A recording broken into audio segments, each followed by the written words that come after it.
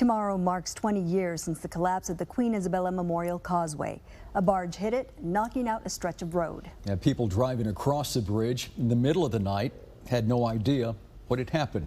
Drivers plunged more than 100 feet, 150 feet that is, into the water below. 8 people died. Channel 5's Rudy Mireles is live in Port Isabel, where local officials are preparing to honor those who lost their lives. Rudy, you spoke to people there that night. What are they saying nearly 2 decades later?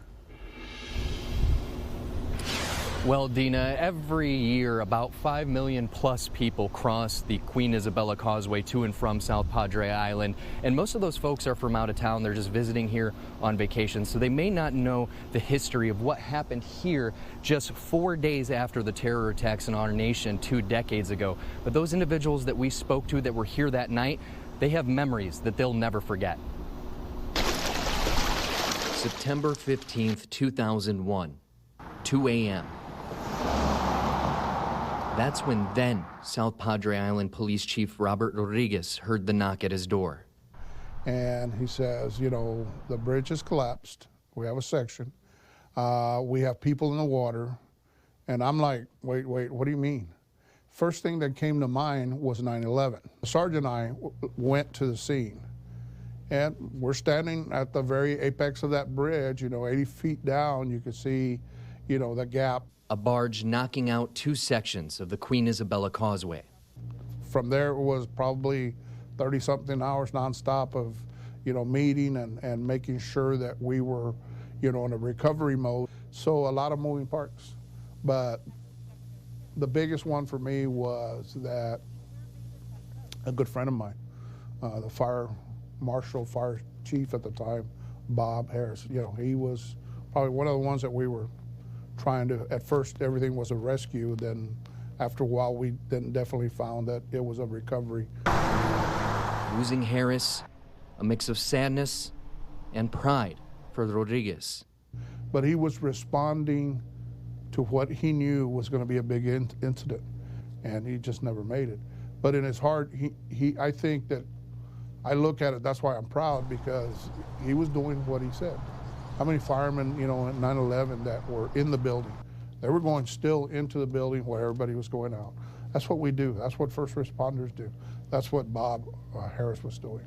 Rodriguez says the valley came together just as the country did 4 days earlier on 9/11. From officials doing everything within their power to fishermen like Robert Espericueta, stepping up to save lives. We were forced to stay near the area that we were familiar with, and we wound up fishing beneath the bridge that night. When all of a sudden we heard this loud crash, and it kind of really got everybody's attention. You couldn't even see under it anymore. It looked like it was raining, and right then, that's when the first car came off of the bridge. But it wasn't instinct for Espericueta. Fear kicked in, thinking it might be another terror attack, until his cousin stepped in. I felt we have to go help.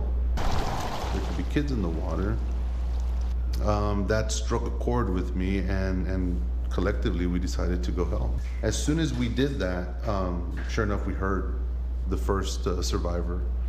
And we made our way over to her and pulled her up onto the boat. Espericueta's boat would pick up the only 3 survivors from that night, a night that both men will remember the rest of their lives. For us, those that were there when it happened, we still look at it like it was yesterday.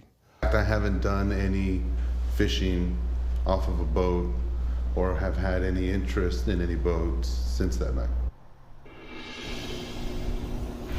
Now, just as they have done every year since the collapse in 2001, the cities of South Padre Island and Port Isabel will host a joint ceremony tomorrow to honor the 8 individuals that lost their lives on that night, just 4 days after the terror attacks on our nation. That will be held at 10 a.m. at Memorial Park, just on the other side of the causeway from where we are right now on South Padre Island. We'll be there tomorrow to cover the event, and we'll speak to more individuals who were there that night, and we'll have those stories for you tomorrow. Live in Port Isabel, Rudy Mireles, Channel 5 News at 6.